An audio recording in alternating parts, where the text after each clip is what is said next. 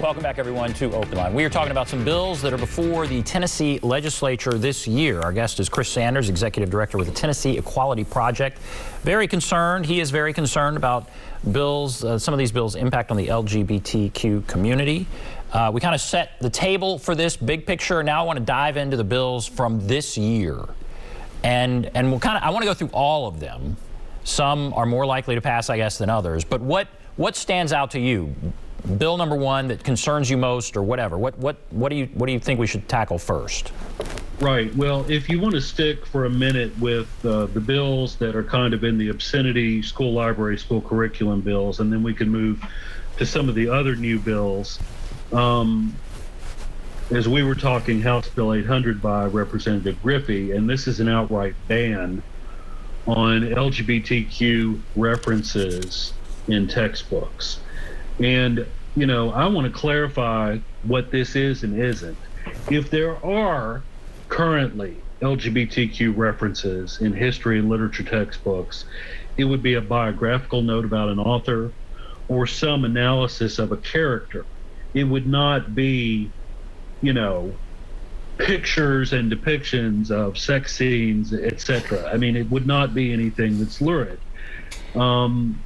What this does is erase the contributions of different people to history and literature and science and so on. And that's why we're concerned about it. You know, it says to a kid who might have two moms, you know, there's something wrong with you. Or it says to a kid who's trans, you know, there's something wrong with you. And that's why we think that's a bad bill. Also, I mean, I think it's really viewpoint discrimination, and I think it kind of dovetails into a First Amendment violation, as many of these bills, I think, do. You know, that bill is going to be heard tomorrow in House Finance Subcommittee. It's passed through the House Education Committees, and if it continues to advance, it will start in Senate committees soon, I would assume. So I'm looking at an article here where the sponsor is quoted, and he says the state of Tennessee is not allowed to teach my daughters Christian values that I think that are important for them to learn. So if that cannot be part of the school curriculum, I don't see how LGBTQ and other issues should be part of the curriculum. So that's what he's saying. Yeah, it's a false comparison, because the world history curriculum, I have no doubt, and the U.S. history curriculum would teach about figures like Charlemagne and the fact that he, you know, helped reestablish a Christian Roman Empire and was crowned, you know, by the Pope on Christmas Day. So we're not asking that LGBTQ values be taught. We're just saying we don't want our folks erased from history. So history, standard history, teaches about people who are and have been Christians. Literature, likewise. T.S. Eliot. If you read the unit about T.S. Eliot in a literature class, you're going to read about how his poetry and his drama was influenced by his religious beliefs. That is not erased. That's not the same thing as teaching and requiring someone to believe in Christianity. Likewise, if I tell you there's strong evidence that King James, who commissioned the translation of the Bible into a newer English version, was bisexual, I'm not asking you to be bisexual. Right. That's a biographical note. That's what that is. Right. And it's almost like, I mean, what's fascinating to me, one of the things about you is that you're a Master of Divinity. You know, you have a Master of Divinity from Vanderbilt. You're a pastor, basically, right? I mean, you are a trained... Well, I studied with several. You studied with some pastors. I mean, you know the Bible. I didn't quite get the call, Ben, that they did. Okay, anyway. all right. You know that, you know all of that. And so I feel like what's happening here with some of these bills is, I mean, they're bringing in the Christian and then the gay, and it's all just, I don't know.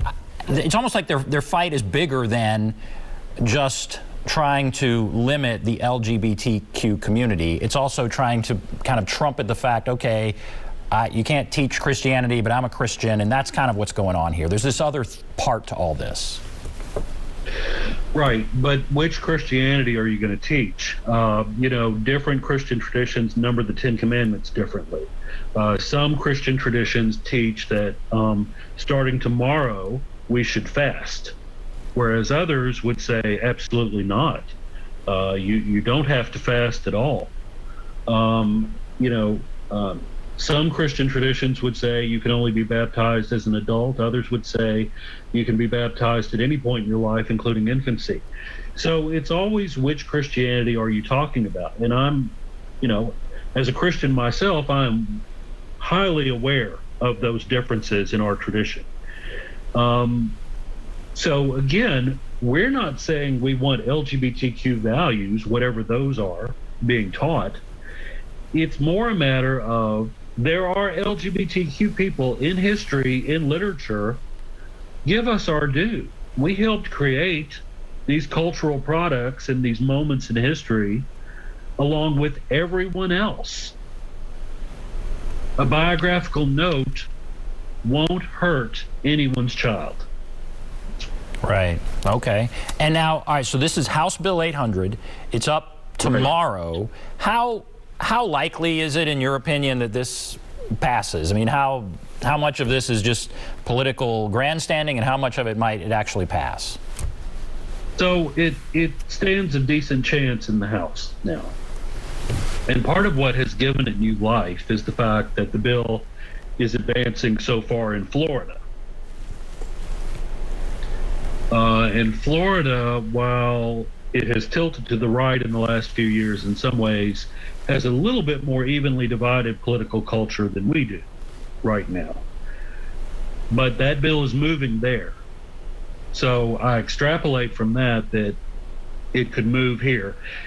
And it's also got this wind at its back of this parental rights movement that I talked about that is being pushed very heavily in the states post the Virginia governor's election. Okay.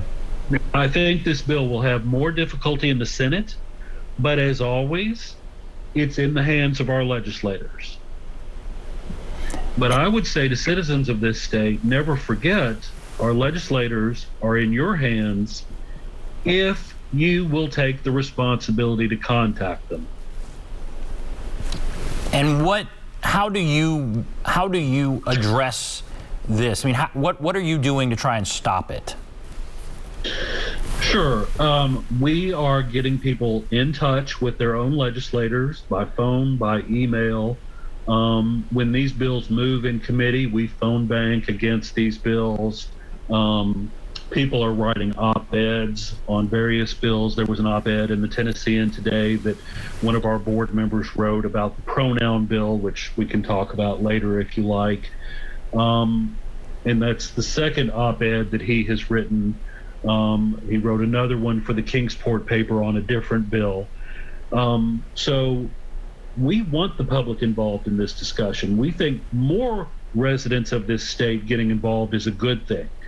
And you know this from years of covering politics, even though the legislature is incredibly powerful, the fact that it's only in session 4 or 5 months and is not the Congress and is not the local government that fills your potholes means that a lot of residents of the state may not have as deep an understanding of what the legislature does as they do of the federal and local parts of government. So you have more potential for damage and benefit on the one hand, but less engagement and less knowledge. And when citizens do step up, I think it can be very powerful. And we try to make it as easy as possible. All right, very interesting. Okay, so that's one of the bills. We're going to take a break. Then we're going to come back, talk about some of these other bills. There's one that's there's a governor's bill. We'll talk about that. We'll take a break. Be back right after this.